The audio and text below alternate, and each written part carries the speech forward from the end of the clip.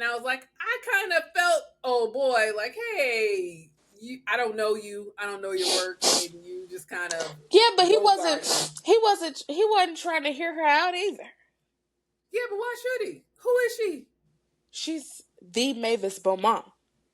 And Stylist to the people. yeah, okay. All right. Who is that white man to tell her that she can't style the Anderson Paak?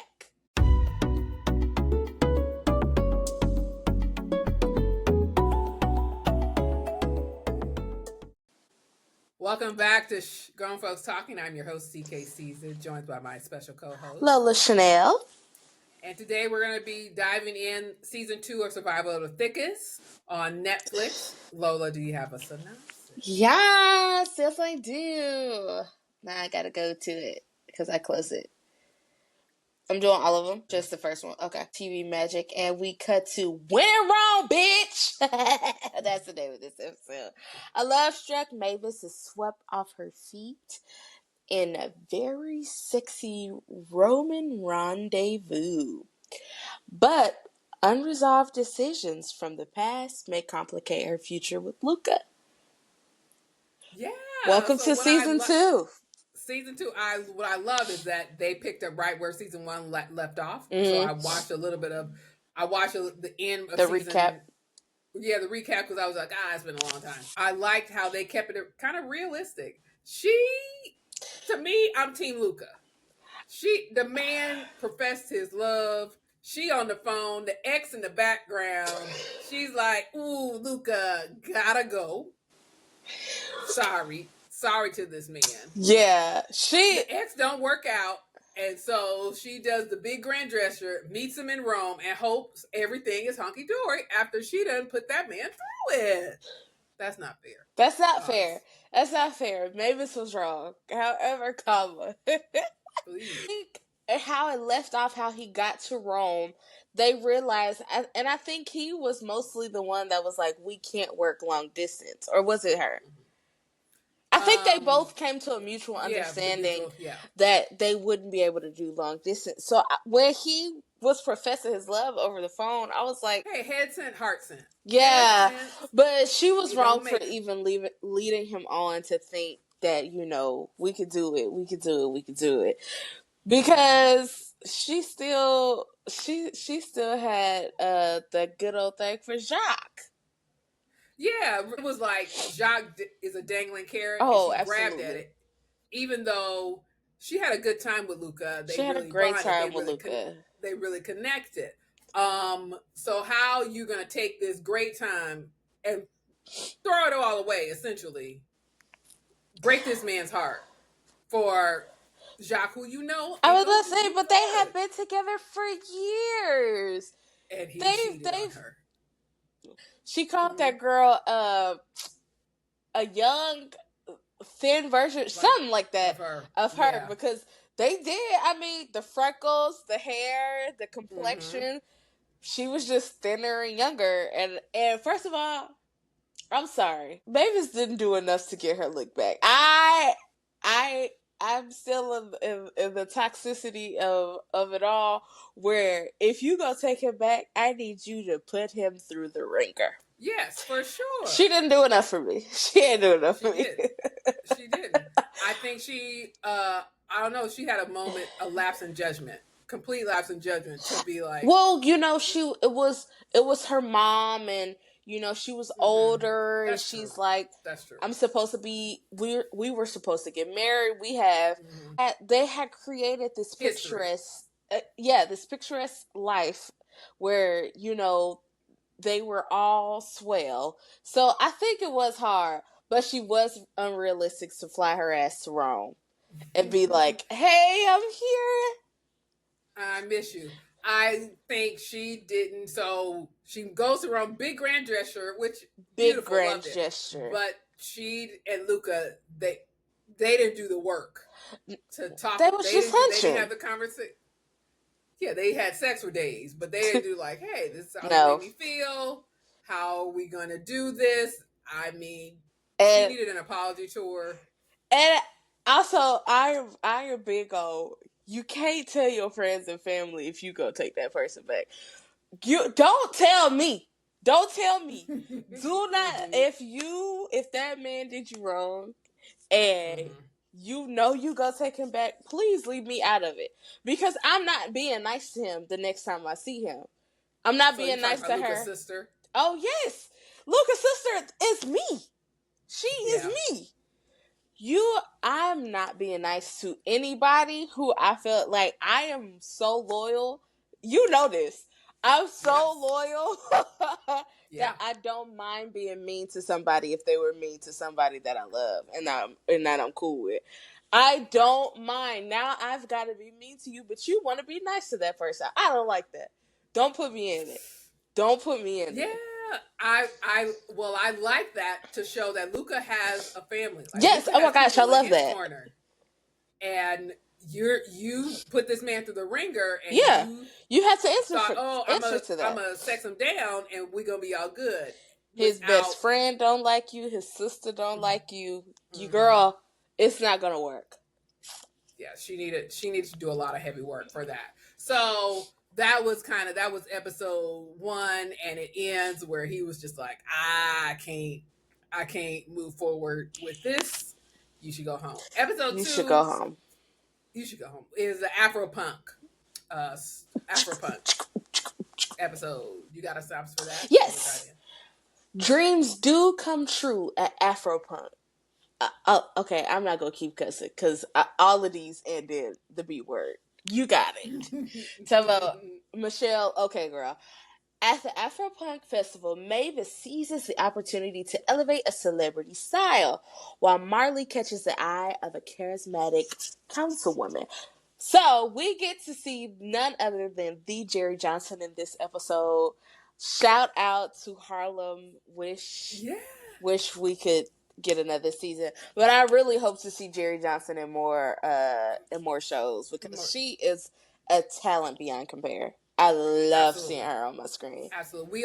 She only gave us like a little bit of crumbs as Daphne, the character, and I hope we go into, if there's Survival season 3. I hope we dive into more of her and Marley. Are we getting to season 3? I hope so. I don't know. I thought we got canceled. Oh. I think I'm gonna go look, but I do think that this was the last season. Oh. It did have a period to it, but there's I like Marley and Daphne. Love Marley and Daphne. This whole season, I like how that came to be, because Marley's a very strong, confident woman, and she's exploring her sexuality. And Daphne, already queer woman running for office, enjoyed it. And Tasha Smith, who plays Marley, she actually directed Harlem. Of Harlem. Yes, she did. And so she knew, she was in the Breakfast Club, and she was saying how she knew her character was going to be in a relationship with a woman, and she asked Jerry to give her tips on how to do a scene with a sexual scene with another woman. Lo and behold, she didn't know Jerry would be that girl love interest. So they already had chemistry when they tested it, and it worked out, and that's what we see on screen. So I was like, wow, full circle moment for that. And then Afro-Punk, didn't know anything about Afro-Punk, so I appreciate Michelle showing us a little bit of Black culture that I may not know. I'm familiar with Afro-Punk. Are you? Mm-hmm. How so? When? It was doing the Panorama. Okay. And because a lot of people were switching to festivals via the Zoom. Like people were trying to pivot in a way that allowed us to commune and have community whilst being at home. Trying to, in a way, capitalism. Not trying to give people back their money, but still giving them their experience. Because they had already spent the monies. I know for a fact that they probably spent the monies. But a lot of festivals and a lot of the conferences were having their events via the Zoom, and this was one of them that came up like on a list of Black festivals and stuff. Because I was down a deep dive, because I was like, well, I had just turned 21, and I was like, what can I get into when this world opened back up? Because, like everybody, we said as soon as the world opened back up, we was going to be outside. Outside, yes. So that was one of the things that came up. And it was really cool, very Afrofuturism, exploring, punk rock and different aspects of, because Black people are not a monolith, just the different, sub-communities within the Black community. And I was just like, oh, this sounds cool. Yeah. Very Janelle cool. Monáe-esque.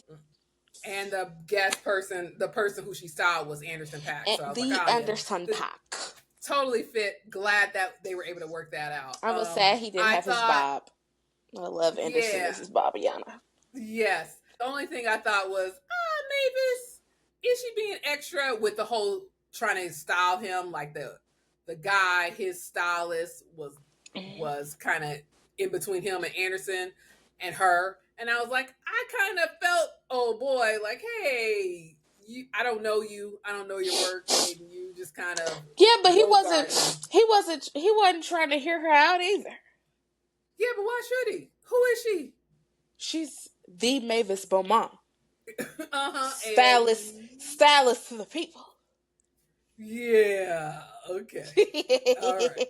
Who is that white man to tell her that she can't style the Anderson Paak? He's Anderson Paak's stylist. No, he wasn't his stylist. He was his manager or something. Okay, his he manager. wasn't. All he, right. he ain't got no eye for fashion. He ain't got no eye for fashion. First of all, that whole scene. Sometimes Michelle Buteau in this, because it's her production, she can be a little cringe. Just a little bit. Just a little bit. Just a teensy. Just enough to make for my secondhand embarrassment be like, stop. I don't like that. That's all I'm saying. Was that the episode? Yeah, I wrote like, is she too much? Because she's a bit much. I think that's the thing. That's the overall characteristic about Mavis Beaumont. Because she is giving you, I am a Black plus size woman that I don't care what society thinks. I think her character has to be over the top. She has to be that really grandeur person that's just like, girl, I'm here and I'm largely in charge. Peer. I think because she has to present as overly confident, I think that characteristic of her being just a tad too much for the girls makes sense. Okay. All right. I take that. I think it works. It works 90% of the time. There's 10% where I'm like, all right, maybe switch it up a hair. But she, in this episode, she talks about you got to work twice as hard. And you got all these obstacles you have to overcome. And I was like, yeah, it was a little bit messagey for me. For that episode, but it's fine. I got what she was like. I don't want to do that. I just want to be. And I was just like, girl, same. I don't want to work hard. Well, I want to work hard, exactly. But I don't want to have to be over the top. Like, girl, please. Exactly. Let me just get by. So one question I had is, you talked about her being plus size, and she definitely embraces her curves. She's also very sexually active, as we see. She be hunching the series. Yeah. She can pull a man. That is. Hey, you know what? Hey, you know what? Hell yeah. Right. So, what other characters or plots are different in this series that you don't see in other shows? Well, Marley's character is very vulgar Maxine Shaw, attorney at law. Oh yeah. It's if Maxine Shaw was present day and was more like, it's very 2020s Maxine Shaw. And I love that because she's very strong. She, man nor woman can outdo her. She has to have the last thing. And to her friends, she is just like, girl, take what you want and leave them the crumbs. Yes. And yes. I And love that.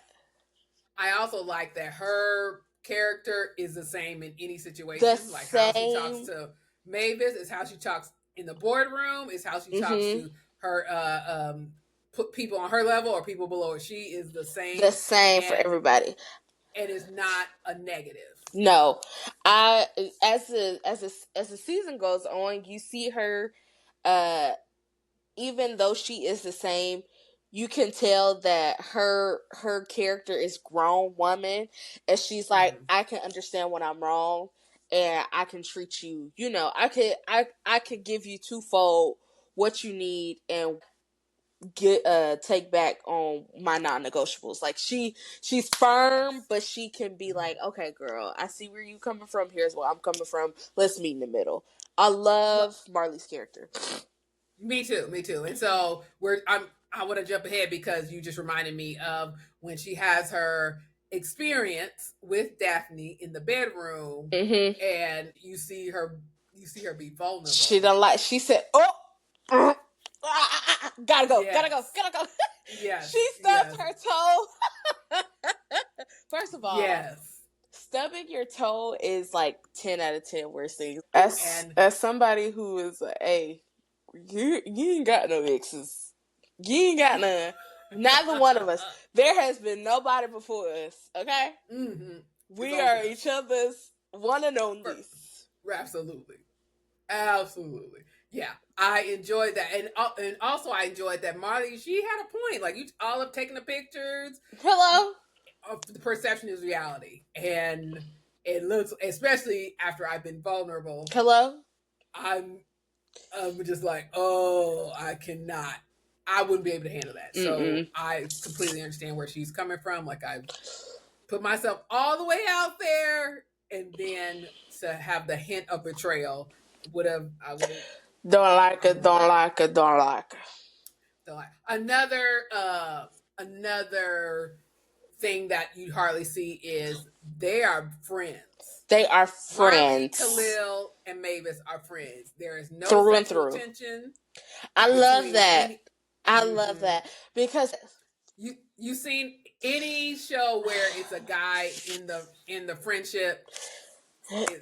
I don't like no. Yeah. Don't make the friend group weird. Yeah, the friends to lovers trope. Bleh, get it out of here. I only like that in my books. Don't put it in my shows.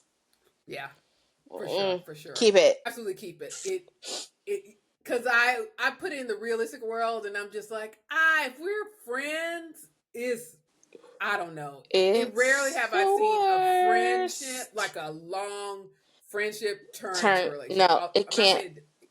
Especially when it's three. Tight. Like if it's okay, and living friend circle. Yeah, if and living single, it was 5 of them, 6 of them, and Overton and Sinclair got together because Yeah. And then Max and Kyle slept together, and I was just like,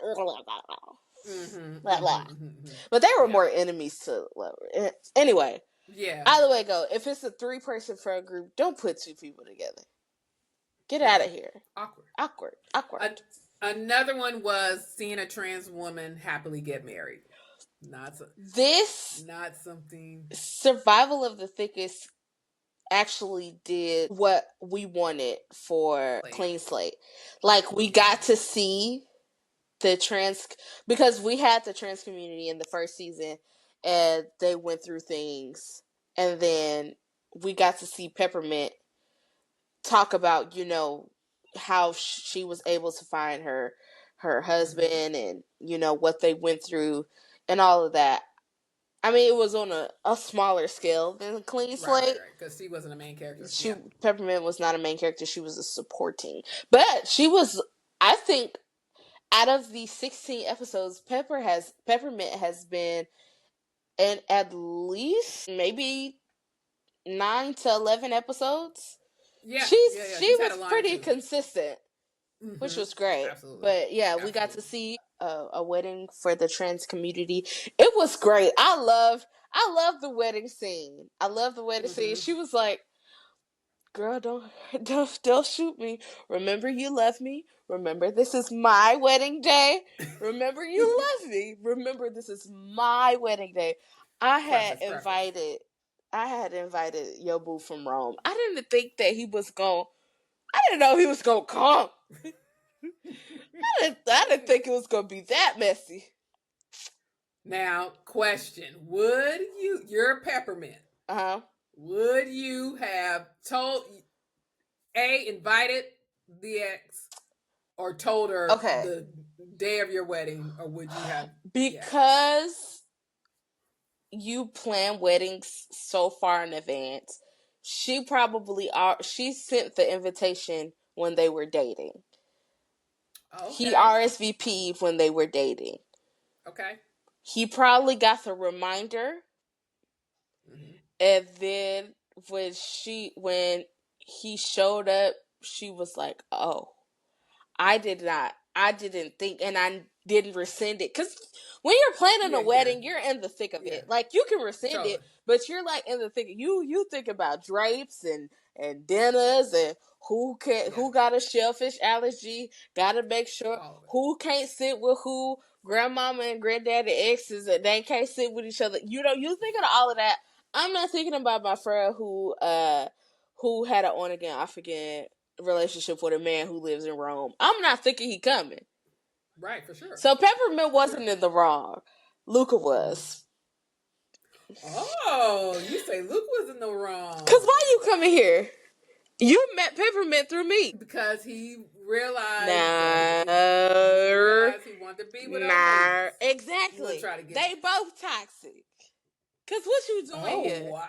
And why you ain't tell me you was coming? These my people. That's true. That's true. Phone call ahead of time. I don't know. I think he watching her well into the night talk about some. I love you. I need you. I want you.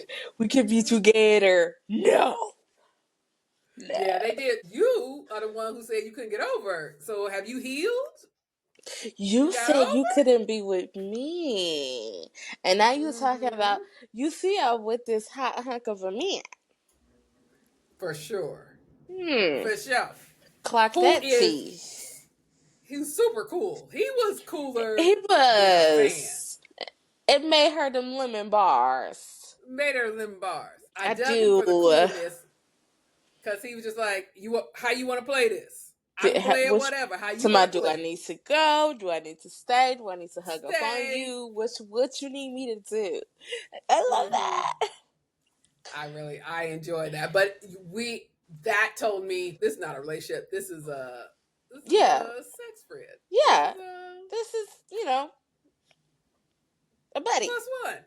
A buddy. This is a buddy. So I want to ask you, should Luca and Mavis be together?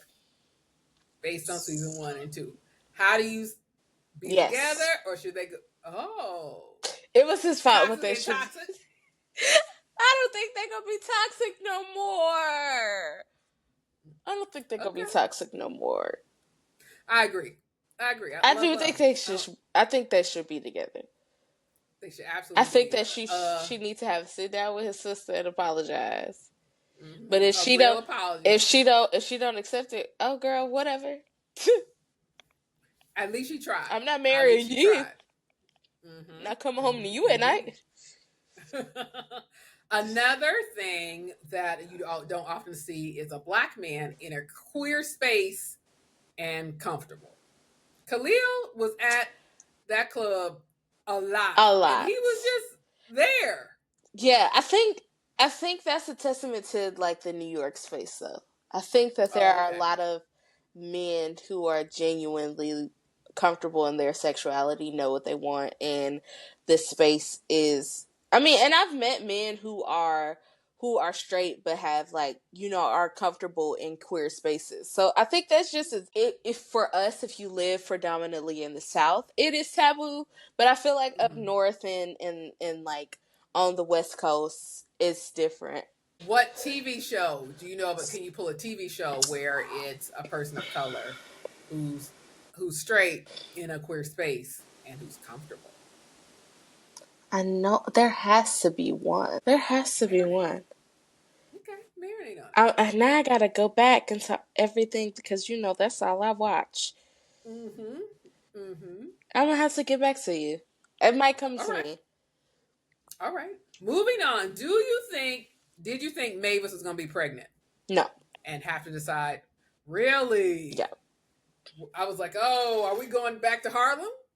Because she's Mm. business owner. I was nervous. I I was think like, I think because oh I no. knew that she wanted to be. She wants a family. She wants to have children. And I Mm, think now, because she turned 39? yeah. She turned 39, the end of her 30s. I think it would have been too on the nose if she got pregnant. I think it's going to be more Ah, complications. And I think we're gonna see her go through the route of like going through IVF or oh, going okay. through, looking and trying and Mm-hmm. learning what can work for her. And I think we'll see that in season 3 what her and Luca decide to do. All right. All right. Nice. Nice. Other question: will Marley and Daphne last? So Marley, in her, they are in a relationship, and then Daphne was like, "Hey, I got people going digging your background to make sure First of all, there's no skeletons." her saying that she was a Republican for a period of her life. Mm-hmm. I think Marley's character is the funniest character. First of all, Tasha Smith. We don't talk about Tasha Smith and her acting We enough as a black community. Like, I know she's black famous. Her comedic timing yes, is hilarious. Like, it's right. yes. It's right every single time. When she was Mm-hmm. in Why Did I Get Married? When she was in For Better or Worse. Oh When she was yeah. in single what is this single wives club with Michelle Buteau and Ryan Michelle Oh, Bethay and Jill Scott. mhm. She was in that. First watch stuff. First wives club. What I say? Yeah, Single wives club. yeah, you did. How you gonna be a wife and single? Come on, Lauren. Anyway, I got Yeah. that tism. Uh her comedic timing is Gold. genius. She is hilarious. I don't Mhm. think they're gonna last though, no. Why not? Why not? You think I too similar, too confident? No, I think it's going to be something along the lines of their morals when it comes to like I know Jerry's character, Daphne, is like, she decided not to change her, but I think there will come a time where she's like, I need you to Mm, pull back, and they're gonna have the conversation of, well, you told me that you're taking me as I am. I was, even though Marley is willing to change for Daphne, I think it is going to come a point in time where they're just like, I think that we bit off more than we could chew, and I don't mm-hmm. think it's going to work. Yeah, I agree with you on that. Yeah. You mentioned First Wives Club. So towards the latter half of the season, she was working with Charles Renee, Mm-hmm. who Oh, was that. messing up her, like the clothes weren't plus size, Yes. The and then he's as from First Wives Club. yes. Ronrico. Yes, Ronrico. and he played her husband in Yeah. First Wives Club. Yes, So she I like did. how that was a little wink and a First, nod. Ronrico. Yeah, Chef's Kiss. Chef's Kiss, Also, totally believable. let's talk about that because I, as a plus size woman, I am so sick of the fashion industry Oh, as a whole. please. As as a plus size woman, nothing you have to have a range of sizes. First of all, you have to get meticulous and then start looking at the fabrics and see, is it stretchy, is it, Okay. and then Pretty Little Things, count your days, because Pretty Little Things does not have a review section. So Is you that can, a website? yeah, it's a shopping site. So Okay. you can't see like, oh, is this dress true to size? Should I size Okay. up? Should I size down? First of all, why can't I just buy my size? Why is the Oh, 18 over here different from an 18 over Different. there. It's like you could be a straight size plus size, where certain Okay. stores will have your clothes, but like you're still considered plus size. So you could be a Mm-hmm. small fat or you could be a larger fat, and then it's just it, and then your weight fluctuates. It's the fashion world for plus size women, Plus size women. especially I mean black women in general, because they don't make clothes for our curves and hips and thighs and all the Yeah. things. They don't make clothes for us. But Mm-hmm. for plus size women, it is absolutely the worst. And then we can't shop in stores. And what's her name on down to the tickety talk? Samira. She got a song that says, "Why can't I get it in the store? Why do I have to get it in the mail?" And we need to know, why can't we shop in store? Why don't Mm-hmm. y'all carry the sizes, but I can't go into your store and buy them? Shame on you. But Oh that's all. wow. That's what I have for this. You can bleep me out. I did that. Okay. I don't know how to. So, well, I think Michelle Buteau feels your pain, Yes. and you saw that in season one. You saw that in season two when she had the fashion show and she was showing and her beef with Charles Renee with the protest of like we can't even zip this up. We can't So even zip it up. Why would you show me these plus sizes, and then when I get them it's a straight size? This is not plus size. the demand is out there, and the market has yet to do right The by market plus size will women. fat phobia is a thing, and these brands are fat phobic because they don't want to see fat people in their clothes. It's very simple. Oh, but you're missing out on money. They don't care. It's about the image. Just like Adam Okay. folks, the Lululemon CEO who was like, I don't want black people in my clothes. Oh, Yeah. I don't think he's the little. CEO anymore, but he was like, he did like an article. He was like, my clothes are made for a specific person, specific brand of person. Khalil had something to do in this episode or in this season. He was having a blockage with his art. He broke up with his Mm. old girl last season, and he couldn't draw or couldn't paint, do He what he could did. he couldn't do nothing. He was broken. He could Yeah, he he was broken. couldn't he couldn't get with the women's. He couldn't have Mm-hmm. his art. He couldn't. Yeah, He was just mentally, emotionally, and physically blocked. and he went to therapy. Go sit on that lady's couch. Sit on that lady's Sit on couch. that lady's couch or that man's And couch.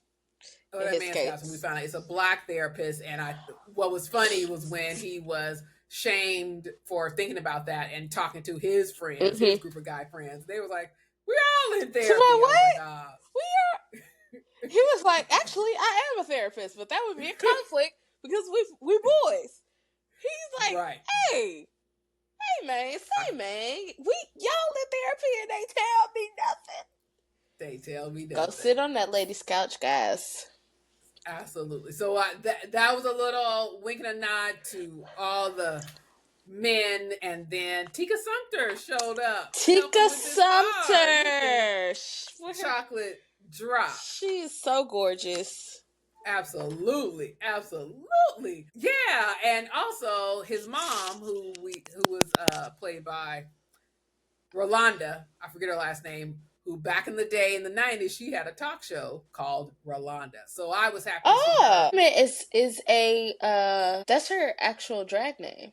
Yeah, she was on RuPaul's Drag Race. That's how I when I saw her I was like, oh, Peppermint. I didn't. I wasn't. Yeah, Rolanda Rolanda Watts. Watts. Yes, daytime talk show from 1994 to 1997.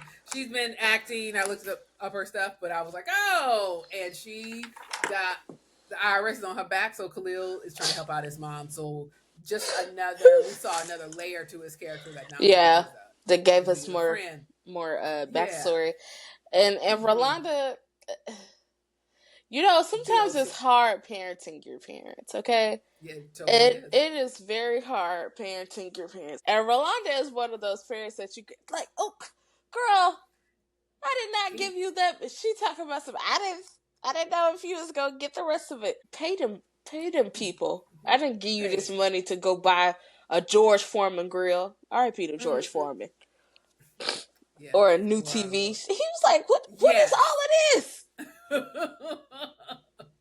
Just She was like, total "He was disregard. making money. I thought I'd treat myself." Disregard. And total disregard. Total disregard. What would you give this show overall? Oh, overall, it gets a 9. I agree. It gets a 9. Mm-hmm. The fashions Absolutely. is great. The acting Mm-hmm. is great. The writing is Yeah. great. Yeah. I Definitely. I'm only taking 1 point off because I didn't like the beginning. With Luca, Yeah. that was one of my favorites. That's one of my favorites. But it made me sad, so that's why we deduct a point. You docking a point. Dock a point. I say 9 out of 10. I really like how we're seeing different people on TV. This is definitely a passion project for Michelle Buteau. It's an amazing project. Amazing project, and she was able to get people, like we said, from shows, black shows like Harlem, First Wives Club. She was able to get actors like Peppermint, like Rolanda, and Tika Sumpter. So I would like to see a season 3. I would love to see a season 3. And if we was talking to Michelle, what would you like to see for season 3? What I would love to see her motherhood journey whilst taking the fashion world by storm. I want to see more of her. I want to see more Garcelle. We didn't get as much Garcelle this season. And she was a director on an episode or two. Tasha Smith was also a director on an episode or two. If she doesn't stay with Luca, if they don't make it, I would love to see her. I want to see what other love interest she could come up with, because her love interest, woo. Yeah, Dion Cole, another guest, like, being ridiculous. But, that was great. Guest stars. That was great as a guest star. I said, what? What is he? I was just silly and goofy for no reason. He said, so are we having a baby? We haven't. Is it my baby? No, we not having. Okay, we not having a baby. Okay, great. As you just need me to fix. Okay, got it. I want to see more of Khalil. I know we got more of him this season, but I would like to see him in a serious relationship too, because I thought he was gonna be in a serious relationship with Tika, but she was like, money is money. I don't care who it come from. I would like to delve. That was a little, to me. I was like, sir, you are artist. But artists, keep in mind that I'm an artist and I'm sensitive about my point. In the words of Miss Badu, as I've been in the space with artists, they are very particular about their things. It's something about your passion project where you're not willing to just do anything for a quick buck. That's why you have starving artists, because I want to make sure. That's why Basquiat is probably rolling over it. Never mind. I'm sorry. We won't get on that high horse. Stop putting that man art with these capitalist groups. Indeed. That's not what he would have wanted. Amen. So that's all I had to say about. That's all we have to say about Survival of the Thickest. It's a great season. I hope it's a season 3. You know, sometimes like art imitates life. Put it out there. Show women from different sides, different ages. Looking great in clothes. Yeah. That's also what I loved about this show. The age range is very grown. Yeah. Like, these people are established. Yes. It's not a coming of age story. And I think now that I'm getting older, like, Insecure was like, I go back and watch Insecure because like I didn't appreciate it when it first came out because I was still a tween. And so now that I'm older, I'm like, girl, same. All right. Thanks for watching. Like, subscribe, and we'll catch y'all later. Bye. Bye.